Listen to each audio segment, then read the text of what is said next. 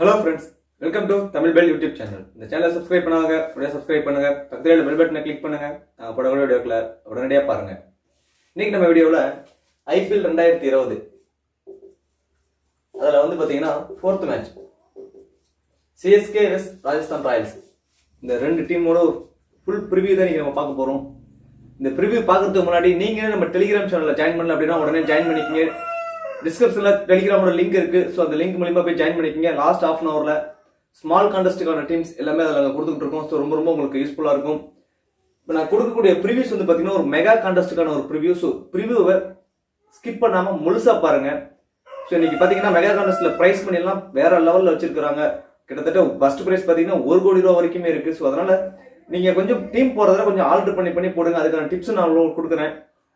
Video skip பண்ணாம முழுசா பாருங்க. ரிவ்யூ போறதுக்கு முன்னாடி ஸ்மால் கான்டெஸ்ட் யூஸ் பண்றவங்களுக்கு வந்து பார்த்தீங்கன்னா ஒரு பெஸ்ட்டான ஒரு ஆப் நான் சொல்லிட்டு இருக்கேன், ட்ரம்ப் 11. அந்த ஆப்பை நீங்க பயன்படுத்துங்க. ரொம்ப சூப்பரா இருக்கு. நிறைய பேர் ஏர்ன் பண்ணிட்டு இருக்காங்க, நிறைய பேர் சொல்லிட்டு இருக்காங்க. ஸோ கண்டிப்பா அதில் ஜாயின் பண்ணிக்கங்க. உங்களுக்கு ரொம்ப யூஸ்ஃபுல்லா இருக்கும். உங்களுக்கு விருப்பம் இருக்கிறவங்க கண்டிப்பா அதில் ஜாயின் பண்ணிக்கங்க. அதோட லிங்க் வந்து பார்த்தீங்கன்னா டிஸ்கிரிப்ஷன்ல கொடுக்குறேன். அதோட இன்வைட் கோட் வந்து பார்த்தீங்கன்னா தமிழன். ஸோ அதை போட்டிங்க அப்படின்னா உங்களுக்கு 100 rupees கேஷ் போனஸ் கிடைக்கும். ஸோ அதில் நீங்க கொஞ்சம் எக்ஸ்ட்ரா டெபாசிட் பண்ணி நீங்க ப்ளே பண்ணலாம். ஸ்மால் கான்டெஸ்ட்டுக்கு ஒரு பெஸ்ட்டான ஒரு ஆப். சரி, வாங்க வீடியோக்குள்ள போகலாம். ஃபர்ஸ்ட் வந்து பார்த்தீங்கன்னா CSK டீமோட ப்ராப்ளம் பிளேயிங் 11, ராஜஸ்தான் டீமோட ப்ராப்ளம் பிளேயிங் 11 பார்த்துடலாம். ஸோ அதுக்கு முன்னாடி இந்த மேட்ச் வந்து பார்த்தீங்கன்னா ஷார்ஜாவில் நடக்குது. ஷார்ஜாவில் வந்து பார்த்தீங்கன்னா லாஸ்ட் 6 மேட்சஸ் PSL T20, அதாவது பாகிஸ்தான் T20யோட லாஸ்ட் 6 மேட்ச் அவங்க என்ன அவரேஜ் ஸ்கோர் பார்த்தீங்கன்னா 155 ரன் தான் பார்த்தீங்கன்னா ஆவரேஜ் ஸ்கோர் அங்கே இருக்கு. பிச் வந்து பார்த்தீங்கன்னா ஸ்லோ பிச் தான், ஸ்பின்னுக்கு இருக்கக்கூடிய ஒரு பிச்சா இந்த பிச் இருக்கு. அது மட்டும் இல்லாமல் இதில் இன்னொரு ரெக்கார்டு இருக்கு. ஃபர்ஸ்ட் பேட்டிங் பண்றவங்க வந்து பாத்தீங்கன்னா மோஸ்டா வின் பண்ணிருக்காங்க. சேசிங் பண்ற டீம் வந்து பாத்தீங்கன்னா ஒரே ஒரு மேட்ச் மட்டும் தான் வின் பண்ணிருக்காங்க. 4 மேட்ச் வந்து லாஸ் ஆகிருக்காங்க. ஸோ இதுல வந்து பாத்தீங்கன்னா ஃபர்ஸ்ட் பேட்டிங் பண்றவங்க ஒரு கணிசமான ரன், ஒரு 155 ரன் அடிச்சா கூட அதை விட கம்மி ரன்ல தான் ஆப்போனன்ட் டீம் சொல்றாங்க அப்படிங்கிறது இதோட ஸ்டேட்டஸா இருக்கு. ஸோ அதுக்கு தகுந்த மாதிரி நீங்க வந்ததுக்கு அப்புறம் டாஸ்க் போட்டதுக்கு அப்புறம் அதுக்கு தகுந்த மாதிரியும் கொஞ்சம் ட்ரை பண்ணி பாருங்க. ஒரு நல்ல ஆப்ஷனாவே இருக்கும். இது வந்து பாத்தீங்கன்னா ரெக்கார்ட் தான். பட் இருந்தாலும் ரெண்டு டீமுமே வந்து பாத்தீங்கன்னா ஒரு சூப்பரான ஒரு டீம் தான். ஸோ பேலன்ஸ்டா இருப்பாங்க. வெற்றி தோல்வி வந்து அவ்வளவு சீக்கிரத்தில் நம்மளால இது பண்ண முடியாது. பட் இருந்தாலும் இது ஒரு ஸ்டேட்டஸ், ஒரு ரெக்கார்டு உங்களுக்கு நான் சொல்றேன். இப்போ வந்து பாத்தீங்கன்னா CSK டீமோட ப்ராப்ளம் பிளேயிங் ஒன்று பார்த்துருவோம். வாட்சன் அண்ட் விஜய் ரெண்டு பேருமே வந்து பாத்தீங்கன்னா இன்னிங்ஸ் ஓபன் பண்றாங்க. வாட்சன் பத்தி நமக்கு நல்லாவே தெரியும், ஒரு அட்டாக்கிங் ஆடக்கூடியவர், ஒரு சூப்பரான ஒரு பேட்ஸ்மேன். பட் லாஸ்ட் மேட்ச் சரியா பெர்ஃபார்மன்ஸ் பண்ணல. அதே போல விஜயும் வந்து பாத்தீங்கன்னா விஜயும் ஒரு சூப்பரான ஒரு டேலண்டான ஒரு பேட்ஸ்மேன் தான். பட் லாஸ்ட் மேட்ச் சரியா பண்ணல. அவரை வந்து நிறைய பேர் சொல்லிட்டு இருக்காங்க ஒரு ஓப்பனிங்க்கு சரியில்லை, சரியான பேட்ஸ்மேன் இல்லை அப்படின்ட்டு. பட் இருந்தாலும் அவர் வந்து பாத்தீங்கன்னா ஒரு நல்ல பேட்ஸ்மேன். இந்த மேட்ச் வந்து பாத்தீங்கன்னா ஒரு 30+ ரன் அடிக்கிறதுக்கான வாய்ப்பு அவருக்கு இருக்கு. விஜய்கிட்ட இருக்கிற ஒரு பிளஸ் எப்படின்னா எடுத்தோடனே ஒரு ஹிட்டிங் மைண்டுக்கு போயிட மாட்டாரு. ஒரு பால் பை பால் தகுந்த மாதிரி சிங்கிள்ஸ் அண்ட் டூஸ் இது மாதிரியான ஆடக்கூடிய ஒரு பிளேயர். கண்டிப்பா ஒரு 30+ ரன் அடிக்கிறதுக்கான வாய்ப்பு அவருக்கு இருக்கு. ஃபேப் டூப்ளேசிஸ் லாஸ்ட் மேட்சே நான் சொல்லியிருந்தேன், அவர் இருந்தார் அப்படின்னா கண்டிப்பா நீங்க கிராண்ட் லீக்ல கேப்டனா போடுங்க அப்படின்ட்டு. அதுக்கு அந்த மாதிரி லாஸ்ட் மேட்சும் ஒரு 50+ ரன் அடிச்சிருந்தாரு. அது மட்டும் இல்லாம கரெக்டா நான் சொல்றேன், நீங்க நல்லா கவனிச்சினாவே தெரியும். லாஸ்ட் மேட்ச் சொல்லியிருந்தேன், ஃபேப் டூப்ளேசிஸ் மோஸ்டா வந்து கேட்சிங் எபிலிட்டி எங்கெங்கெல்லாம் இருக்கோ அங்கெல்லாம் ஃபீல்டிங் பண்ணுவார் அப்படிங்கிற மாதிரி நான் சொல்லியிருந்தேன். அதே மாதிரி லாஸ்ட் மேட்ச் வந்து பாத்தீங்கன்னா ஒரு 2 கேச்சஸ் வந்து பாத்தீங்கன்னா சூப்பராகவே ஃபீல் பண்ணாரு. மேட்ச் பார்த்து அவங்களுக்கு நல்லாவே தெரிஞ்சிருக்கும். திரும்பவும் அதை தான் சொல்றேன், ஃபேப் டூப்ளேசிஸ் மோஸ்டா வந்து கேட்சிங் வாய்ப்பு எங்கெங்க இருக்கோ, கேட்சிங் அபிலிட்டி எங்கெங்க இருக்கோ அங்க மட்டும்தான் அவர் ஃபீல்டிங் மோஸ்டா பண்ணுவாரு. ஸோ அவருக்கு நம்ம கேப்டன் வைஸ் கேப்டன் போறதுல அதுவும் ஒரு பெஸ்ட் ஆப்ஷனா இருக்கு. அதுக்கடுத்து பாத்தீங்கன்னா ராய்டு லாஸ்ட் மேட்ச் வந்து பாத்தீங்கன்னா 70+ ரன் அடிச்சிருந்தாரு. இந்த மேட்சும் வந்து பாத்தீங்கன்னா அவரால் ஒரு 30+ ரன் அடிக்கிறதுக்கான வாய்ப்புகள் இருக்கு. டாப் ஆர்டர்ல ஏர்லியா விக்கெட் விழல, ஒரு 10 or 15 ஓவர்ஸ் வரைக்குமே அவருக்கு விக்கெட் விழல, டாப் 3 பேட்ஸ்மேன்ஸே ஆடிட்டாங்க அப்படிங்கிற பட்சத்துல மட்டும்தான் ராய்டால பெரிய லெவலில் ஸ்கோர் அடிக்க முடியாது. வந்து ஏர்லியா ஃபர்ஸ்ட்லயே விக்கெட் விட்டு போறதுக்கான வாய்ப்புகள் இருக்கு. பட் அதர்வைஸ் டாப் ஆர்டர்ல ஏர்லியா விக்கெட் விழுந்துருச்சு அப்படின்னா கண்டிப்பா அவரும் வந்து ஒரு 30+ ரன் அடிச்சிடுவாரு. நான் இது மாதிரி வந்து 30+ ரன் சொன்ன உடனே எல்லாத்தையுமே நீங்க சொல்றீங்களே அப்படிங்கிற மாதிரி சொல்றீங்க. பட் அது இல்ல, டாப் ஆர்டர்ல ஏர்லியா விக்கெட் விழுந்துருச்சா விழலையா அப்படிங்கறத மென்ஷன் பண்ணி சொல்றேன். ஸோ அதுக்கு தகுந்த மாதிரி தான் நீங்க டீமை போடணும். அதுக்கடுத்து பாத்தீங்கன்னா கேதார் ஜாதவ். இந்த கேதார் ஜாதவ் வந்து இந்த டவுன்ல இறங்குறது கொஞ்சம் ரொம்ப டவுட் தான். டாப் ஆர்டர்ல ஏர்லியா ஒரு 2 விக்கெட்ஸ் விழுந்துருச்சுன்னா மட்டும்தான் அந்த இடத்துல பேட்டிங்கை ஸ்ட்ராங் பண்ணணுங்கிறதுக்காக கேதார் ஜாதவ் இறக்குவாங்க. அதர்வைஸ் பாத்தீங்கன்னா MS தோனி வந்து பாத்தீங்கன்னா அந்த டவுன்ல வரதுக்கான வாய்ப்பு தான் மோஸ்டாவே இருக்கு.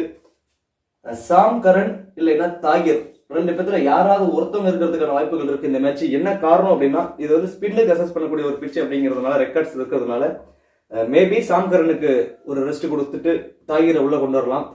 மற்றபடி பாத்தீங்க அப்படின்னா சிஎஸ்கே டீமோட மோஸ்டா பெரிய சேஞ்சஸ் எதுவும் இருக்காது. ஒரு 80% வந்து பாத்தீங்கன்னா சாம் கரனுக்கு தான் வாய்ப்பு இருக்கு. ஸ்பின்னுக்கு ஒத்துழைக்கும் அப்படிங்கிற ஒரே காரணத்துக்காக வேணா தாகிர் வரலாம். அடுத்ததா பாத்தீங்கன்னா ஜடேஜா அந்த டீமோட ஒரு பெஸ்ட் ஆல்ரவுண்டர். அடுத்ததா தீபக் சாகர், பியூஷ் சாவ்லா, லுங்கிங்கிடி.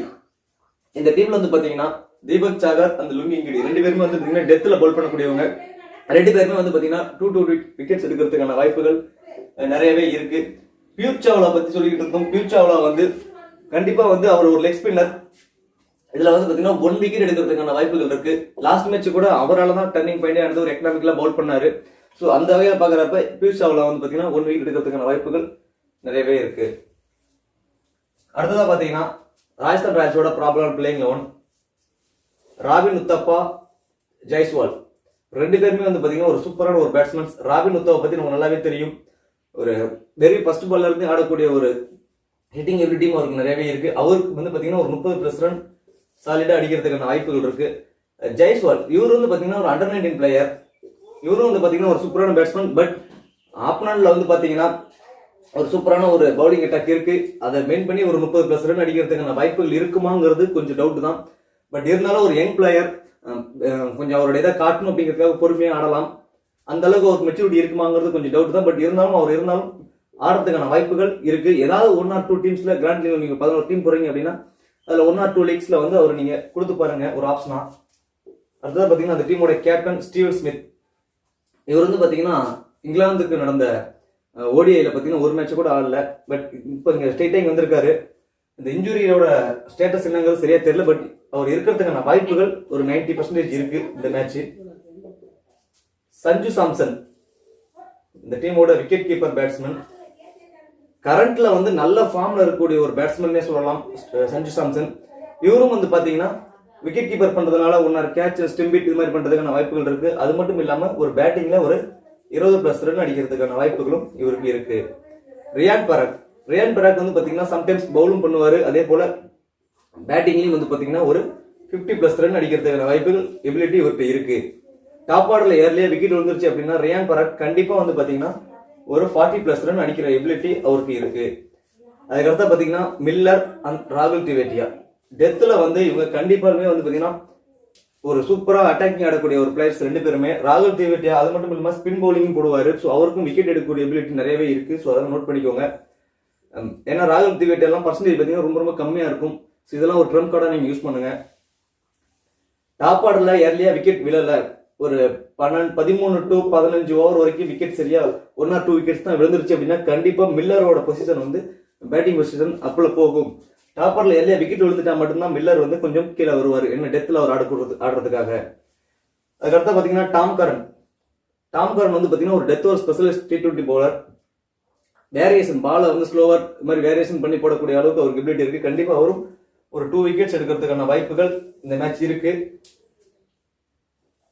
ஸ்ரேயஸ் கோபால் ஸ்பின் பவுலர். அவரும் வந்து பாத்தீங்கன்னா லாஸ்ட் சீசன்ல நிறைய விக்கெட் எடுத்திருந்தாரு. மோஸ்டா வந்து பாத்தீங்கன்னா இதுல வந்து வாட்சன், ஃபேப் டு பிளேஸ் இந்த 2 பேட்ஸ்மேன்ஸுமே வந்து பாத்தீங்கன்னா ஒரு ஃபாரின் பிளேயர்ஸ். அவங்க 2 பேருமே டாப் ஆர்டர்ல இருக்கிறாங்க. ஸோ அந்த வகையில பாக்குறப்ப இவருக்கு பவர் பிளேல கூட பவுல் கொடுக்கறதுக்கான வாய்ப்புகள் கூட இருக்கு. அதுக்கடுத்தா பாத்தீங்கன்னா இப்போ இருக்கிற கரண்ட்ல வந்து வேர்ல்டு பெஸ்ட் பவுலர்னே சொல்லலாம் ஆர்ச்சர்.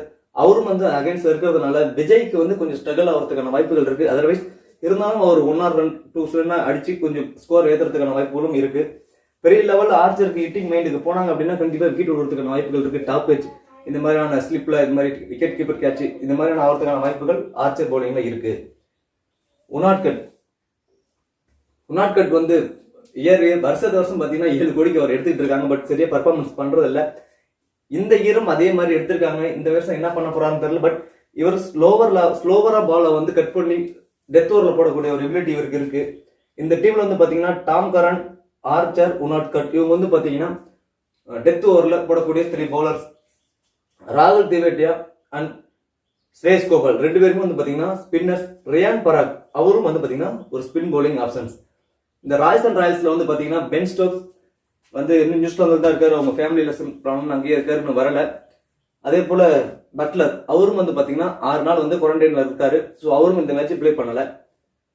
இப்போ வந்து கேப்டன் அண்ட் வைஸ் கேப்டன் ஆப்ஷனுக்கு யார் யார் எலிஜிபிளா இருப்பாங்க அப்படின்னு பார்க்கறதுக்கு முன்னாடி நான் வந்து இன்னொரு இந்த வீடியோ அப்லோட் ஆனதுக்கு அப்புறம் மதியமா வந்து பாத்தீங்கன்னா ஒரு 2 மணி இல்ல 3 மணிக்கு பார்த்தீங்களா மெகா கான்டெஸ்டுக்கான ஒரு டீம்ஸ் ஒரு 6 இல்லைன்னா 7 டீமை வந்து நான் உங்களுக்கு நான் போஸ்ட் பண்றேன். நீங்க அதை வச்சு பாருங்க. அந்த டீம் சேமா அப்படியே போடாம அதுல ஏதாவது 1-2 சேஞ்சஸ் நான் கொடுத்துருக்க ப்ரிவியூ வச்சு 1-2 தேர்ஸ் உங்களுக்கு அந்த மாதிரி போட்டு நீங்க போடுங்க. உங்களுக்கு ரொம்ப ரொம்ப யூஸ்ஃபுல்லா இருக்கும். அந்த மாதிரி உங்களுக்கு அந்த 6 இல்லைன்னா 7 மெகா கான்டெஸ்ட் டீம் நீங்க அப்லோட் பண்ணணும் அப்படின்னு நினைச்சீங்கன்னா கமெண்ட் செக்ஷன்ல சொல்லுங்க. கண்டிப்பா நான் கமெண்ட் செக்ஷன் பார்த்துட்டு நான் உங்களுக்கு அப்லோட் பண்றேன். இப்ப கேப்டன் வைஸ் கேப்டன்ஸ் யாராருன்னு பாத்தீங்கன்னா வாட்சன், ஃபேப் டு பிளேசஸ், ஜடேஜாவுக்கு ஒரு ஆப்ஷன் கொடுத்து பாருங்க. சாம்கர் இருந்தா சாம்கர்னுக்கு ஒரு கேப்டன் ஆப்ஷன் கொடுத்து பாருங்க. அதுவும் நல்ல ஆப்ஷனா இருக்கும். அதே போல ராஜஸ்தான் ராயல்ஸ் வந்து ஃபர்ஸ்ட் பேட்டிங்கா இருந்தாங்க அப்படின்னா சாவ்லா அல்லது நுங்கிங்கிடி இந்த மாதிரியான 2 பேர்த்துல யாராவது ஒருத்தவங்களுக்கு வந்து நீங்க ஏதாவது ஒரு டீம்ல கேப்டன் வைஸ் கேப்டன் கொடுத்து பாருங்க. ராஜஸ்தான் ராயல்ஸ்ல வந்து ராபின் உத்தப்பா, ஸ்டீவ் சிங், அதுக்கப்புறம் பாத்தீங்கன்னா ராகுல் திவேட்டியா இவருக்கு கூட நீங்க கிராண்ட் லீக்ல கேப்டனா ஏதாவது ஒரு டீம்ல ட்ரை பண்ணி பாருங்க. டாம் கரனுக்கு கூட நீங்க ஏதாவது ஒரு டீம்ல கேப்டனா ட்ரை பண்ணி பாருங்க. என்ன காரணம் அப்படின்னா கடைசியில வந்து ஹிட்டிங்காகவும் ஒரு 20+ ரன் அடிக்கிற அளவுக்கு அவருக்கு எபிலிட்டி இருக்கு. டெத்தில் பவுல் பண்றதுனால ஒரு 2 or 3 விக்கெட்ஸ் எடுக்கிறதுக்கான வாய்ப்புகளும் அமையும். ஸோ அதனால டாம் கர்னர் கூட ஒரு டீம்ல ரிஸ்கா ஒரு டீம்ல நீங்க captain and vice captain option try பண்ணி பாருங்க. வைஸ் கேப்டன் ஆப்ஷனுக்குலாம் வந்து பாத்தீங்கன்னா மோஸ்டா MST, Rayudu, Deepak Sagar, Jofra Archer, Sanju Samson இவங்கெல்லாம் வந்து பாத்தீங்கன்னா வைஸ் கேப்டன் ஆப்ஷனுக்கு பயங்கர எலிஜிபிளா இருப்பாங்க. இதை விட ரொம்ப ரொம்ப எனக்கு ஒரு ரிஸ்கா ஒரே ஒரு டீமுக்கு மட்டும் ஒரு ஆப்ஷன் சொல்லுங்க அப்படின்னு நினைச்சீங்க அப்படின்னா ஜெய்ஸ்வால் அண்டர் 19 பிளேயர் இவருக்கு நீங்க வந்து ரொம்ப ரொம்ப ரிஸ்கா நான் போட்டு பாக்குறேன், ஒரு டீம் நான் ட்ரை பண்ணி பாக்குறேன் அப்படின்னு நினைச்சீங்கன்னா ஜெய்ஸ்வாலுக்கு வந்து நீங்க கேப்டன் ஆப்ஷன் கொடுத்து பாருங்க. என்ன காரணம் அப்படின்னா அண்டர் 19ல இவர் விளையாடுறப்ப ஸ்பின் பவுலிங்கும் போட்டிருக்காரு, நிறைய விக்கெட்டும் எடுத்திருக்காரு. ஸோ அந்த வகையில ட்ரை பண்ணி பார்க்கலாம்னு சொல்லி கொடுக்குறப்ப அன்எக்ஸ்பெக்டடா விக்கெட் விழுறதுக்கான வாய்ப்புகள் இருக்கு. பை சான்ஸ் நமக்கு ஒரு லக் இருந்தது அப்படின்னா அந்த டீம் மேல வரதுக்கான வாய்ப்புகள் இருக்கும். ஸோ அந்த வகையில பாக்குறப்ப ஜெய்ஸ்வாலுக்கும் நீங்க ஒரு டீம்ல கேப்டன் ஆப்ஷனா கொடுத்து பாருங்க. சரி, இப்போ பர்டிகுலரா ஒரு டீமுக்கு வந்து ஒரு 6ல இருந்து ஒரு 7 பேர் வரைக்கும் நான் சொல்றேன். மீதி இருக்கிற பிளேயர்ஸ் நீங்க ஆல்டர் பண்ணி போடுங்க. இதுல வந்து பாத்தீங்கன்னா ஃபேப் to places, Watson, Sam Curran, Jadeja, Sagar.